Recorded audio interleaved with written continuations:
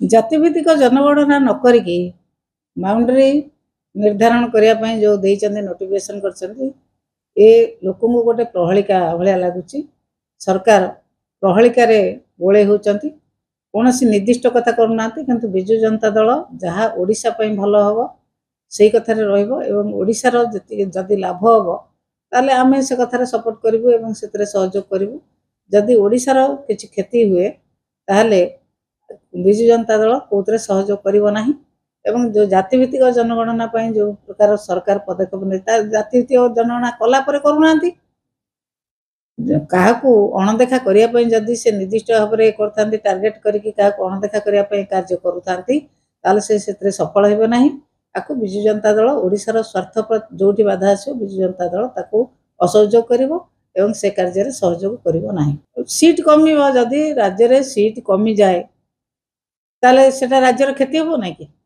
ଯଦି ଲୋକସଭା ସିଟ୍ କମିଯାଏ କି ବିଧାନସଭା ସିଟ୍ କମିଯାଏ ସେଟା ରାଜ୍ୟର କ୍ଷତି ହେବ ନାହିଁ। ରାଜ୍ୟରେ ଯଦି ସେଭଳି କୌଣସି କ୍ଷତି ନ ହେଉଥାଏ ତାହେଲେ ବିଜୁ ଜନତା ଦଳ ନିଶ୍ଚିତ ଭାବରେ ଚିନ୍ତା କରିବ, ଯଦି ରାଜ୍ୟର ସ୍ୱାର୍ଥ ସେଥିରେ ନିହିତ ରହିବ। ଜନଗଣନା ଭିତ୍ତିକ ଜାତିଭିତ୍ତିକ କଥା ସେମାନେ ତାଙ୍କୁ ସୁବିଧା ସୁଯୋଗ ଜାତିଭିତ୍ତିକ ସୁବିଧା ସୁଯୋଗ ଦେବା ପାଇଁ କାହିଁକି ହେଇପାରିବ ନା? ତାହେଲେ କୋଉଟା ଠିକ୍? ସେ ଜାତିଭିତ୍ତିକ ସୁବିଧା ସୁଯୋଗ ଦେବାଟା ଠିକ୍ ନା ସରକାର ତାଙ୍କ ନିଜ ଇଚ୍ଛାରେ ଯାହା କରୁଛନ୍ତି ସେଇଟା ଠିକ୍? କୋଉଟା ଠିକ୍ ତାଙ୍କର? ଯଦି ନିର୍ଦ୍ଦିଷ୍ଟ ଭାବରେ ଜାତିଭିତ୍ତିକ ଜନଗଣନା ତାହେଲେ ପ୍ରହେଳିକା। ଜାତିଭିତ୍ତିକ ଜନଗଣନା କରିବେ, ପୁଣି ଏପଟେ କହୁଛନ୍ତି ଆମେ ବାଉଣ୍ଡରୀ ନିର୍ଦ୍ଧାରଣ କରିବୁ। ଦିଟା ଏକ କଥା କନଫ୍ୟୁଜ ହେଉଛି। ସରକାର କ୍ଲିୟର କରନ୍ତୁ କୋଉଟା ସେ ନିର୍ଦ୍ଦିଷ୍ଟ ଭାବରେ କୋଉ କଥାଟା ଠିକ୍ ଭାବରେ କରିବାକୁ ଯାଉଛନ୍ତି, କୋଉଟା ଲୋକଙ୍କ ପାଇଁ ଠିକ୍ ହେବ, ଓଡ଼ିଶା ପାଇଁ ଠିକ୍ କଥାଟା କରିବାକୁ ଯାଉଛନ୍ତି ସେ କଥା କୁହନ୍ତୁ। କରିଦେଉନାହାନ୍ତି, ସରକାର ଅଛନ୍ତି କରିଦେଉନାହାନ୍ତି। ଯଦି ସେ ପ୍ରୋସେସଟା ପୁରା ବହୁତ ସରଳୀକରଣ କରି କରିଦେଇ ପାରିବେ ସରକାର କରିଦିଅନ୍ତୁ। ଦକ୍ଷ ସରକାର କହୁଛନ୍ତି ସବୁ ପରିବର୍ତ୍ତନ କରିଦେବେ, ୟାକୁ ପରିବର୍ତ୍ତନ କରି 1000 ଗାଁ କରିଦେଉନାହାନ୍ତି। ସରକାରଙ୍କୁ ତ କେହି ବାଧା ଦେଉନାହାନ୍ତି ରେଭିନ୍ୟୁ ଭିଲେଜ କରିବାରେ।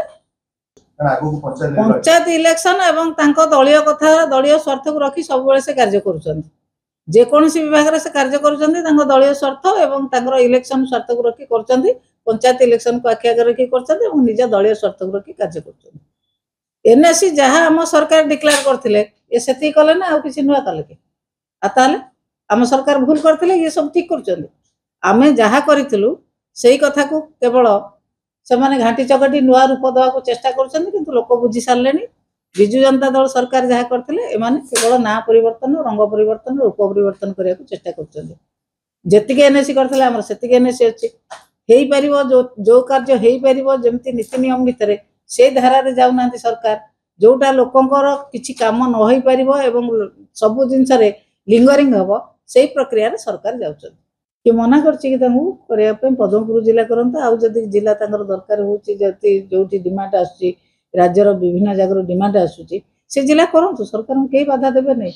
ଭଲ କାମ କଲେ, ଜିଲ୍ଲା ଗଠନ କଲେ, ବ୍ଲକ ଗଠନ କଲେ, ପଞ୍ଚାୟତ ଗଠନ କଲେ, ରାଜସ୍ୱ ଗ୍ରାମ ଗଠନ କଲେ ସେଥିରେ ସରକାରଙ୍କୁ କେହି ବାଧା ଦେବେନି, କରନ୍ତୁ। ଅସଲ ଉଦ୍ଦେଶ୍ୟ କିଭଳି ଭାବରେ ତାଙ୍କର ଦଳୀୟ କଥାଟା ଦଳୀୟ ଲକ୍ଷ୍ୟଟା ପୂରଣ ହେବ। ଅସଲ ଉଦ୍ଦେଶ୍ୟ ହେଉଛି ଦଳୀୟ ଲକ୍ଷ୍ୟକୁ ପୂରଣ କରିବ। ସେମାନେ କ'ଣ କିଛି କାମ କରିବା ପାଇଁ ପ୍ରତିଶ୍ରୁତି ଦେଇଥିଲେ? ସେମାନେ ସବୁବେଳେ ମିଛ ପ୍ରତିଶ୍ରୁତି ଦିଅନ୍ତି। ସେମାନେ କ'ଣ ସତ କଥା କୁହନ୍ତି କେତେବେଳେ? ସେମାନେ ବିଜୁ ଜନତା ଦଳ ସରକାର ଯୋଉ କାମ କରିଥିଲା ସେଇଆକୁ ରଙ୍ଗ ପରିବର୍ତ୍ତନ, ନାଁ ପରିବର୍ତ୍ତନ କରିବା ଛଡ଼ା ଆଉ ସେ କିଛି କଲେଣି? ଏପର୍ଯ୍ୟନ୍ତ କୋଉ କଥା କଲେଣି ଆପଣମାନେ କହିଲେ? କୋଉ କଥାଟା କଲେଣି? ସେ ଏଇ କଥାଟା କରିକି ତାଙ୍କ ବୋର୍ଡ ମାରିଛନ୍ତି, ଏଇ କଥାଟା କହିକି ତାଙ୍କ ରଙ୍ଗ ଲଗେଇଛନ୍ତି। ସେମାନେ ନୂଆ କଥା ତ ଏପର୍ଯ୍ୟନ୍ତ ଗୋଟିଏ କଥା କିଛି କରିନାହାନ୍ତି। 1 ଇଞ୍ଚ ରାସ୍ତା ତିଆରି କଲେଣି ଏପର୍ଯ୍ୟନ୍ତ? ବର୍ଷେ ଭିତରେ 1 ଇଞ୍ଚ ରାସ୍ତା ତିଆରି କଲେଣି ନା? କୋଉଠି ଗୋଟେ ସ୍କୁଲ ଘର କଲେଣି ନା? କୋଉଠି ଗୋଟେ କ୍ଲବ ଘର କଲେଣି? କିଛି ତ କରିନାହାନ୍ତି 1 ବର୍ଷ ଭିତରେ। ଖାଲି ଭାଷଣ ଚାଲିଛି, ମିଟିଂ ଚାଲିଛି। ଯେତେବେଳେ 11 ମାସ ହେଲାଣି ସରକାର କିଛି କରୁନାହାନ୍ତି, 2 ମାସ ଭିତରେ କ'ଣ କରିବେ? ସେମାନେ ନୀତି ନିୟମ ବାହାରେ ସବୁ କାମ କରୁଛନ୍ତି। ଯଦି ସରକାର ଚାହିଁବେ କରିପାରିବ, କିନ୍ତୁ ସରକାର ଚାହୁଁନାହାନ୍ତି କୌଣସି କଥା କରିବା।